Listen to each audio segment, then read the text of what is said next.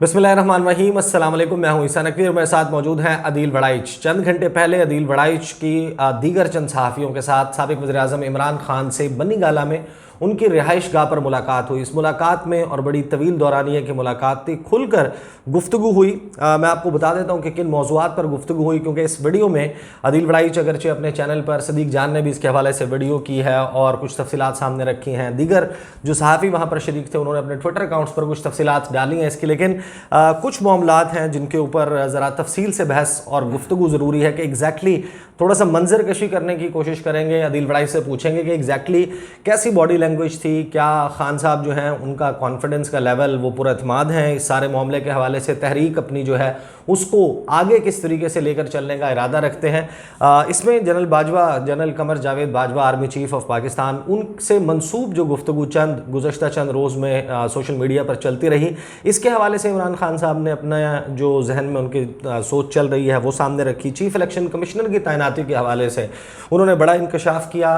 Justice काजी फ़ाइज़ ईसा के ख़िलाफ़ जो रेफरेंस दायर किया गया उसके ऊपर साबिक़ वज़ीर-ए-आज़म इमरान खान के क्या ख़यालात हैं, दौरे रूस के हवाले से क्या फ़ौज ऑन बोर्ड थी नहीं थी, इस सारे मामले पर क्या गुफ्तगू की। तोशा खाना के हवाले से कि कोई रेफरेंस बनेगा, केस होगा, उसको किस तरीके से, उसके ऊपर उनका मौक़िफ़ क्या है वो, और फिर फ़रा गुजर के हवाले से जो इल्ज़ामात लग रहे हैं पाकिस्तान तहरीक इंसाफ पर, साबिक़ वज़ीर-ए-आज़म इमरान खान की पार्टी पर, वो इल्ज़ामात, उस पर इमरान खान साहब का क्या मौक़िफ़ है। आगाज़ इस बात से करते हैं। वड़ाइच साहब, आप मुझे ये बताएं, ज़ाहिर है कि अपनी वीडियोज़ में आप, मैंने जिसको भी सुना उन्होंने रिपोर्ट किया ज़्यादा कि ये कहा, ये कहा, ये कहा।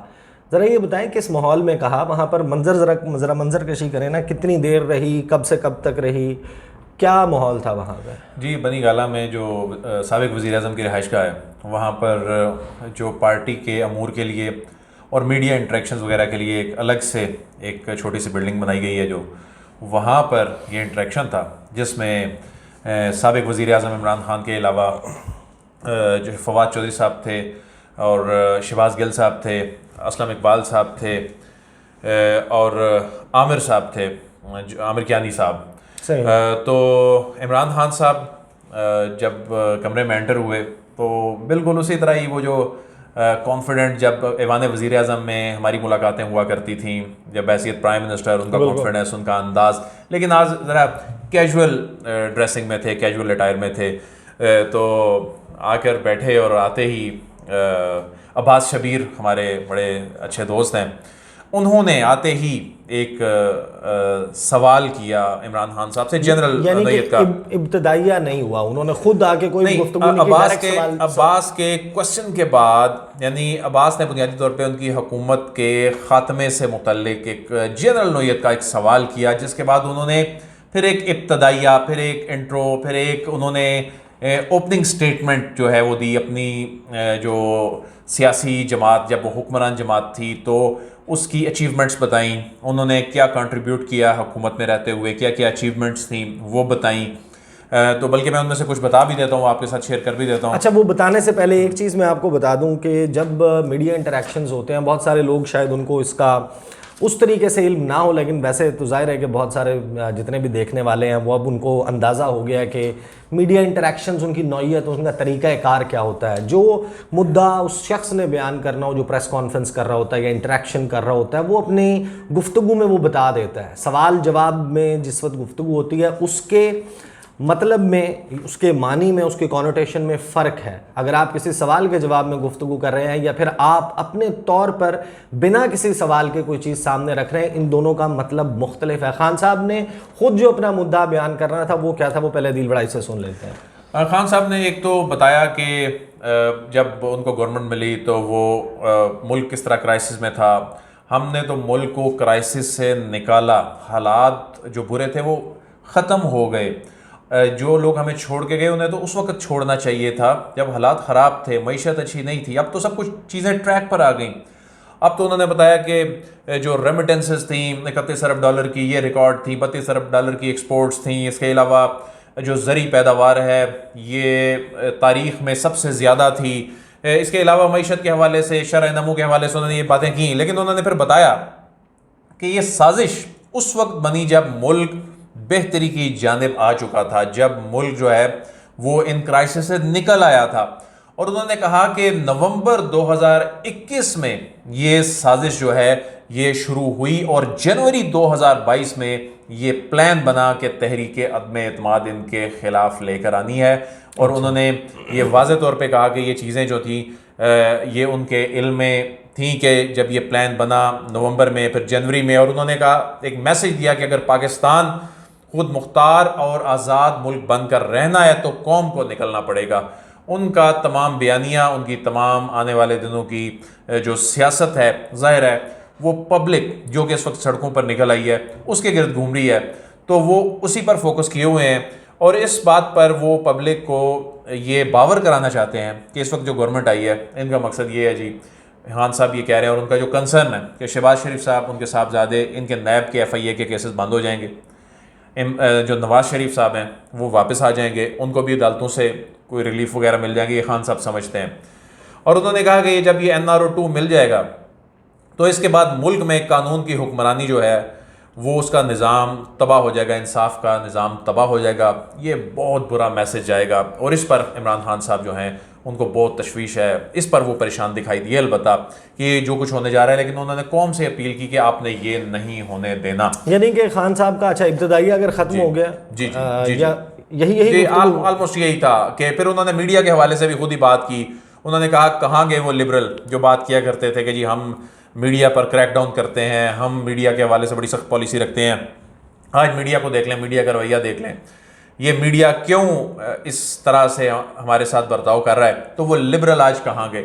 मतलब इस तरह की बातें करने, कवरेज के हवाले से, कवरेज के हवाले से यहाँ तक की गुफ्तगू में यानी कि मेरी राय है कि खान साहब जो हैं वो ख़तरनाक, जिस तरीके से कहते हैं ना कि ख़तरनाक हो जाऊंगा, वो ख़तरनाक नज़र नहीं आ रहे यहाँ तक की गुफ्तगू में। फिर सिलसिला शुरू होता है सवाल जवाब का, इसी तरीके से है। जी बिल्कुल। काजी फैज़ ईसा साहब के हवाले से आप बताएं, एक बड़ी क्लैरिटी चाहिए मुझे। अच्छा, यूँ तो सवाल आपने किया, रिजवान गिलज़ई साहब ने इससे हट के सवाल किया, उमर जट साहब ने सवाल किया, फ़हीम अख्तर साहब ने सवाल किया, लेकिन अभी ये सवालात जारी थे कि एक ऐसा माहौल बना कि मैंने कहा जी chief election commissioner, election commission के हवाले से आप कहते हैं कि इलेक्शन कमीशन जो है वो आप उस ऊपर जानबदारी का इल्ज़ाम लगाते हैं, ये तो आप लेकर आए थे चीफ इलेक्शन कमिश्नर को। उन्होंने कहा कि जो चीफ इलेक्शन कमिश्नर की तकर्री का मामला है, जो इसमें डेडलॉक पैदा हो गया था या पॉलिटिकल डेडलॉक पैदा हो गया था, तो इस्टेब्लिशमेंट की जानिब से फिर यह नाम सिकंदर सुल्तान राजा साहब का आया था, और उसके बाद फिर हमें ये बताया गया कि ये बहुत अच्छे हैं, इनके नाम पर इतफाक़ कर लें, तो इतफाक़ कर लिया, तो ये डेडलॉक ख़त्म हुआ, तो हमने इसलिए इनके नाम पे इतफाक़ किया था, ये हमने नाम नहीं दिया था। अच्छा, तो ये मेरा सवाल था, एस्टैब्लिशमेंट की तरफ से आया था ना। उन्होंने कहा जी ये एस्टैब्लिशमेंट की तरफ से। फिर ये बड़ा यानी कि एक रेवलेशन है, एक इंकशाफ है कि ये जो नाम है ये तहरीक इंसाफ का अपना नहीं है और अपोजिशन का भी अपना नहीं। देखें आइन में क्या लिखा है कि लीडर ऑफ अपोजिशन और लीडर ऑफ द हाउस की इनकी मुशावरत से होना है, लेकिन इमरान खान साहब कहते हैं कि ये निज़ाम में इसलिए सुकम है कि देखें वो अपना बंदा लाने की कोशिश कर रहे होते हैं, हम अपना बंदा लाने की कोशिश कर रहे होते हैं, उसमें डेडलॉक ही पैदा होना होता है, उसमें फिर इस तरह की सूरत हाल बन जाती है। हालांकि ईसा नकवी साहब, हमें ये बताया गया था, हमने ये सुन रखा था, और जो चीज़ बड़ी ऑब्वियस भी थी कि शेख रशीद साहब ने बुनियादी तौर पर नाम दिया था। शेख रशीद साहब वज़ीर रेलवे थे, सिकंदर सुल्तान राजा साहब सेक्रेटरी रेलवे थे, और उस वक्त उन्होंने इनकी बड़ी एडवोकेसी की थी, लेकिन आज खान साहब ने इंकशाफ किया कि एस्टैब्लिशमेंट की जानिब से नाम। तो शेख रशीद साहब तो खुद कहते हैं कि मेरे बड़े अच्छे ताल्लुकात हैं एस्टैब्लिशमेंट के साथ और मेरा ख्याल है पिंडी के साथ। मेरा ख्याल है वो अक्सर खैर उन्होंने ज़ाहिर कराची जलसे में ये भी कहा कि मैं फ़ौज को कहता हूँ कि हम जेलें भरने की तहरीक जो है वो चलाएंगे। काजी फैज़ ईसा के हवाले से मुझे पहले ये बताएं, सवाल किसने किया था? काजी फैज़ ईसा का भी सवाल मैंने किया था। अच्छा, आपने किया था? नहीं, एक मिनट रुक जाए। एक बड़ी दिलचस्प बात हो रही है इसके हवाले से, जो रिपोर्टिंग और ये गुफ्तगू चल रही है, उसके बाद मैंने देखा आप लोगों की मुलाकात के फ़ौरन बाद, और उससे पहले ये सिलसिला शुरू हो गया था, सोशल मीडिया के ऊपर बहुत गुफ्तगू चल रही है काजी फैज़ ईसा के हवाले से कि उनके ख़िलाफ़ रेफरेंस जो है। मुझे ये बताएं, खान साहब ने क्या ये कहा कि रेफरेंस गलत था मैं उनके जो कि फाइल किया गया, या रेफरेंस दायर करना गलती थी? ये दो मुख्तलिफ चीज़ें हैं। नहीं, रेफरेंस दायर करना गलती थी, उनके अल्फाज। अच्छा, रेफरेंस गलत नहीं कहा उन्होंने? उन्होंने कहा कि जब मैंने ये सवाल किया जी जस्टिस काजी फैज़ ईसा साहब से मुतल्लिक, ये आप को कोट किया जा रहा है, एक दो अखबारों में खबर लगी है, एट्रीब्यूट किया जा रहा है आपसे कि जी आपने कोई गलती की है, कि ये बात दुरुस्त है कि आप समझते हैं आपसे गलती हुई है? उन्होंने कहा कि जी हमें हमारे वजीर कानून ने एडवाइस भिजवाई कि जो आपके बहुत अच्छे दोस्त हैं, उनकी फ़रूक नसीम साहब बड़े उनके साथ आपने देखा होगा वड़ाइच साहब अक्सर जो है, फ़रूक नसीम साहब अक्सर क्या तकरीबन मेरा ख्याल है कि गुज़िश्ता 2 सालों में इतने उन्होंने अपने इंटरव्यूज़ जो है वो मेन स्ट्रीम मीडिया को नहीं दिए जितने वड़ाइच साहब को उनके चैनल पे दिए। तो उन्होंने कहा जी कि हमें वजीर कानून साहब ने एडवाइस भिजवाई कि इनकी बैरून मुल्क जायदादें हैं, तो चूँकि एहतसाब का अमल चल रहा है, सबसे पूछगछ हो रही है, तो इनके खिलाफ भी रेफरेंस भिजवाना चाहिए। अब फ़रूक नसीम साहब की इस पर वजाहत आ चुकी है। फ़रूक नसीम साहब जो हैं वो इस पे कह रहे हैं कि मेरा कोई इसमें कोई ज़ाती को ना कोई लेना देना था, और ARU को तो आप हेड कर रहे थे प्राइम मिनिस्टर साहब उस वक्त बहसीत प्राइम मिनिस्टर। फिर उस पर फवाद चौधरी साहब का भी रद्द अमल आ गया। फवाद चौधरी साहब कह रहे थे कि मैं तो कहता था कि ना करें, फ़रूक नसीम साहब को वो कह रहे हैं कि आपने कहा था कि अच्छा पहले आप खान साहब को कोट करें ना एग्जैक्टली उन्होंने। इसमें उन्होंने कहा कि मेरा अदलिया से तो मसला ही नहीं था कोई। उन्होंने कहा कि ऐसे ही खामखा ये कंट्रोवर्सी बन गई और ये गलत था, हमें ये नहीं करना चाहिए था, यानी इस मामले में हमें नहीं पढ़ना चाहिए। अच्छा, यानी कि इसका मतलब यह है कि वो खान साहब अभी भी ये नहीं कह रहे कि रेफरेंस जिस बुनियाद पे फाइल हुआ, जो रेफरेंस भेजा गया वो गलत है। वो कह रहे हैं कि हमें उनसे इस मामले में पढ़ना ही नहीं चाहिए था, हमें पंगा नहीं लेना चाहिए था, बेसिकली अदालत के साथ ये गलती थी जी, क्योंकि इसमें फवाद चौधरी साहब का मौकफ ये है कि ये बार्स का मामला, बार्स को देखना चाहिए। So these are two different things. ठीक है, चीफ इलेक्शन कमिश्नर हो गया, काजी फायज ईसा हो गया, तोशा खाना के हवाले से खान साहब ने क्या क्लैरिफिकेशन दी? सवाल किसका था? अच्छा, तोशा खाना से मुतल्लिक भी हमारे एक सहाफ़ी दोस्तों ने जब सवाल किया कि जी खान साहब आपने वाकई को हार जो हैं वो कोई बेचे या कोई घड़ी बेची, तो उन्होंने कहा देखें इसको समझने की ज़रूरत है। जब भी कोई बैरून मुल्क से आपको गिफ्ट मिलता है बहसीत वज़ीर आज़म, तो ये अब तोशा खाना में जमा करा देते हैं। उसके बाद इसका इंटरनल एवेल्यूएशन का एक सिस्टम होता है कीमत का, वो लगती है, और वो मुझे भी नहीं पता कि क्या है, वो एक इंडिपेंडेंट सा एवेल्यूएशन का सिस्टम होता है, वो कीमत उसकी लगती है। फिर उसमें ये कानून इससे पहले था कि आप जस्ट 15% अदा करें और आपकी वो मलकियत हो जाती है, लेकिन हमने इसको 50% किया, 50%। पहले 15% था, अब उन्होंने कहा कि हमने इसको 50% कर दिया। उन्होंने कहा कि जो शरीफ खानदान है उन्होंने तो BMW गाड़ियाँ 8% पर ली हुई हैं, ये बात कर रहे हैं। तो उन्होंने कहा कि जी 50% इसकी अदायगी की। फिर उनसे सवाल हुआ कि फिर आपने बेची? उन्होंने कहा जब मलकियत ही मेरी है, जब मलकियत ही मेरी है, एक चीज़ मेरी मलकियत में आ गई है, मैंने कानून के मुताबिक पैसे दे के ख़रीद ली है, फिर मैं उसको बेचूं ना बेचूं ये तो मेरा मसला है, यानी मेरी घड़ी मेरी मर्जी। अच्छा। तो उन्होंने कहा कि देखें, उन्होंने एक मिसाल दी। उन्होंने कहा DHA में फ़ौजियों को प्लाट मिलता है। अच्छा, ये मिसाल खान साहब ने खुद दी? उन्होंने खुद दी। उन्होंने कहा DHA में फ़ौजियों को प्लाट मिलता है, अब वो प्लाट लेके बेच दें तो ये तो उनकी मर्जी है। तो उन्होंने कहा कि इसमें कोई गैर कानूनी काम नहीं। उन्होंने कहा अगर 3.5 साल बाद एक तोशा खाना ही निकाला है, मिसाल जो है वो जजेस की भी दे सकते थे, वो सहाफ़ियों की भी दे सकते थे, उन्होंने वो किसी और की भी दे सकते थे, उन्होंने फौज की मिसाल क्यों दी?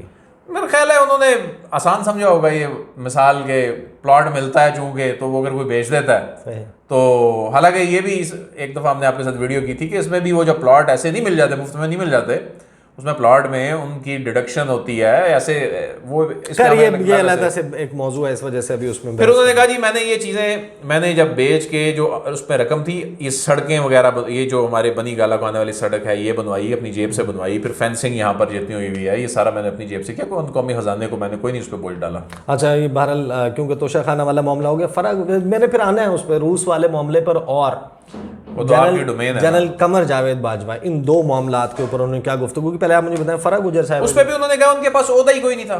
जब ओहदा ही नहीं है जब किसी के पास, तो कैसे डील कर सकता है? कोई सबूत लाएं, कोई चीज़ एस्टैब्लिश करें, अभी तक तो कोई चीज़ सामने नहीं आई। तो वो इन दोनों केसेस के हवाले से ईसा नकवी साहब बड़े कॉन्फिडेंट है कि इनमें से कुछ नहीं निकलना, इस पर हो रही है सिर्फ सियासत। इमरान खान इस हवाले से बड़े कॉन्फिडेंट थे कि यही आपने 3.5 साल बाद 2 चीज़ें निकाली हैं और इनमें तो सब्सटेंस ही कोई नहीं है। आप मुझे बताएं कि फ़ौज के हवाले से खान साहब जो हैं उनकी गुफ्तगू में आपको क्या तासुर मिला कि जिस पैटर्न के ऊपर PDM की लीडरशिप चली थी, उन्होंने फ़ौज को टेक ऑन किया था, टारगेट किया था, और अब एक जो तासुर बना हुआ है कि इस सारे मामले की डोरें जो हैं वो इस्टेब्लिशमेंट हिला रही थी, बहुत सारे लोग बड़ी उसके ऊपर तनकीद को बड़े एक और लेवल के ऊपर ले जा चुके हैं। तो खान साहब का अपना जो कि इस बेसिकली तहरीक को लीड कर रहे हैं, ये जो सारा मूवमेंट आपको नज़र आ रही है खान साहब ही चला रहे हैं ना, तो खान साहब का अपना मिजाज, अपना तासुर इस सारे मामले में क्या है इस वक्त? देखें, एक बात मैं आपको बता दूं जो क्लैरिटी सामने आई है इमरान खान साहब से गुफ्तगू के बाद, कि अगर कोई ये सोच रहा है ना कि जिस तरह PDM की जमातें इदारों के ख़िलाफ़ गई थी, इमरान खान ऐसा कुछ नहीं करने वाले। इमरान खान को अंदाज़ा है कि वो इदारों पर बात करेंगे तो उन्हें सियासी तौर पे भी इसका नुकसान होगा, हर लिहाज से ज़ाहिर नुकसान होगा। उनकी बड़ी फॉलोइंग भी है, हर जगह, हर तबका फ़िक्र में, हर इदारे में है, तो उन्हें इस चीज़ की अंदाज़ा है कि जब इदारों को टारगेट करना होता है ये नुकसान होता है, इससे हर लिहाज से नुकसान होता है। तो इमरान खान ऐसा कुछ नहीं करने जा रहे। उनके अल्फाज क्या थे? उनके अल्फाज ये थे कि मैंने ये सुना है, ये पढ़ी हैं चीज़ें जो उन्होंने बातें की हैं, जो जनरल बाजवा साहब ने मुबैना तौर पर गुज़िश्ता रोज़ जो उनसे मनसूब चीज़ें सोशल मीडिया वगैरह पे गर्दिश करती रही कि उन्होंने बात की है खान साहब से मुतल्लिक। उन्होंने कहा है कि मेरे पास इनकी जवाब हैं, कहने को बहुत कुछ है, लेकिन मैं ऐसा कुछ नहीं कहूँगा, इसका कोई जवाब नहीं दूंगा। फ़ौज की पाकिस्तान को बहुत ज़रूरत है, कोई ऐसी बात नहीं करूँगा जिससे फ़ौज को नुकसान पहुँचे, ये उन्होंने कहा था। अच्छा, यानी कि वो कह रहे हैं कि वो इस किस्म का कोई काम नहीं करेंगे। तो जो बाजवा साहब से मंसूब जो गुफ्तगू चली उसके ऊपर उन्होंने इसके अलावा, इससे हटकर कोई बात नहीं? उन्होंने कहा कि जी मैं इस पर बात ही नहीं करूँगा। और उनका जो अगला लामल नज़र आ रहा है ना वो यही है कि वो बिल्कुल भी ऐसा नहीं करेंगे जिस तरह शुरू में कोई तवक्को की जा रही थी, वो उस हिकमत अमली पे जाएंगे ही नहीं। दौरा रूस पे उन्होंने कहा जी कि मैंने जाने से पहले आर्मी चीफ से फ़ोन पे बात की। उन्होंने मुझे कहा कि जी आपको जाना चाहिए। जाने से पहले एक ही मरतबा बात उन्होंने कहा कि जाने से पहले, बल्कि जाने से चंद घंटे पहले उन्होंने कहा मैंने बात की। और प्रिसाइजली इट मेक्स सेंस कि Jake Sullivan American national security adviser Moeed Yusuf को फ़ोन करते हैं, पाकिस्तान के नेशनल सिक्योरिटी एडवाइज़र को वो धमकी देते हैं कि पाकिस्तान को बहुत सख्त कॉन्सिक्वेंसेस का सामना करना पड़ेगा। उसके बाद परवाज़ से पहले, इस्लामाबाद से फ्लाई करने से पहले बाजवा साहब से दोबारा रब्ता करते हैं। रब्ता करके वो कहते हैं जी मुझे कहा गया कि तमाम स्टेक होल्डर ऑन बोर्ड हैं, फॉरेन ऑफिस भी उन्होंने कहा, उनसे भी ज़ाहिर मुशावरत हो चुकी थी, तो उन्होंने कहा जी आपको जाना चाहिए। जब वो चले गए उन्होंने कहा कि वहाँ पर उन्होंने हमें 30% सस्ता ऑयल देने की रज़ामंदी ज़ाहिर की। उन्होंने कहा 20 मिलियन टन के करीब उन्होंने गंदम की इंपोर्ट के हवाले से उन्होंने कहा वो भी 20-30% सस्ता, तो वो भी सस्ता। इसके अलावा उन्होंने कहा गैस का मामला तो पहले से चल रहा था, उसकी भी उन्होंने कमिटमेंट दी। सही। तो फिर इंडिया के रेफरेंस में उन्होंने गुफ्तगू की, इंडिया के रेफरेंस इंडिया भी तो ले रहा है। जी उन्होंने कहा इंडिया देखें, हमें ये कह रहे थे कि आप ना जाएं, और इंडिया जो उनका इत्तेहादी भी बना हुआ है और उनसे वो ऑयल भी ले रहा है, क्वाड में भी बैठा हुआ है, वहां से भी सब कुछ, तो हमें ये कहा जा रहा है। फिर उन्होंने कहा कि एक इशू हुआ था, सिर्फ कोई ऐसा मसला नहीं था, एक इशू हुआ कि वापस आके फिर हमें कहा गया कि जी वो जो सलामती कौंसिल में वो जो उसके खिलाफ, रूस के खिलाफ वोट देने की बात हुई थी UNGA में, जी UNGA में जो जनरल असेंबली में, ठीक है, उन्होंने कहा कि वोट देने की बात हुई थी। उन्होंने कहा कि हमने कहा कि अभी तो हम आए हैं, अभी तो वहां से होके आए हैं, तो हम एब्सटेन करेंगे। ये बात फौज की तरफ से की गई? नहीं, ये उन्होंने कहा कि मैंने अपनी तरफ से की कि अभी तो हम आए तो हम ऐसा नहीं करेंगे, तो मैंने कहा कि एब्सटेन करना चाहिए। इस तरह की उन्होंने बात की। सही, यानी कि कहीं ना कहीं से तो ये राय आई होगी ना कि हमें हाँ, उन्होंने कहा कि ये राय आई कि इस पे हमें क्या करना चाहिए, तो उस पर उन्होंने कहा कि मैंने कहा कि अभी मैं अच्छा, ये राय भी कैसे आती है इसके ऊपर भी मैं आपको कभी तफसील से बताऊंगा कि कहाँ से जनरेट होती है। तो और तमाम जो फॉरेन ऑफिस है, पाकिस्तान की मिलिट्री लीडरशिप है, जो कंसर्न क्वार्टर्स हैं, वो अपनी अपनी राय जो है वो उसमें शामिल करते हैं, और वो प्राइम मिनिस्टर के सामने जो है वो एक समरी पहुँचती है कि ये राय बनी है और ये इदारे कह रहे हैं, ये जो कलेक्टिव समझ लें कि थिंकिंग जो है वो ये डेवलप हुई है। लेकिन उसके ऊपर जाहिर है कि जो chief executive of the country है, फाइनल इख्तियार उनका होता है कि वो फिर क्या डिसीजन लेते हैं। अमूमन यही होता है। यानी कि मैं आपको ये बता सकता हूँ कि जब वेंडी शर्मन अमरीकी नायब वज़ीर ख़ारजा वो पाकिस्तान आई, तो पाकिस्तान के फ़ॉरेन ऑफिस की तरफ से और इदारों की तरफ से राय ये थी कि आप मुलाकात करें उनके साथ। और ये प्राइम मिनिस्टर ने आखिर में 2 लोगों से मुशावरत की, वज़ीर ख़ारजा शाह महमूद कुरैशी से, और मैं इसको sharing it as an information, this is not my analysis, this is my information, कि मोहिद यूसुफ और शाह महमूद कुरैशी उन्होंने 2 लोगों से लास्ट टाइम पे कंसल्ट किया और कहा कि मैं मुलाकात नहीं करूँगा।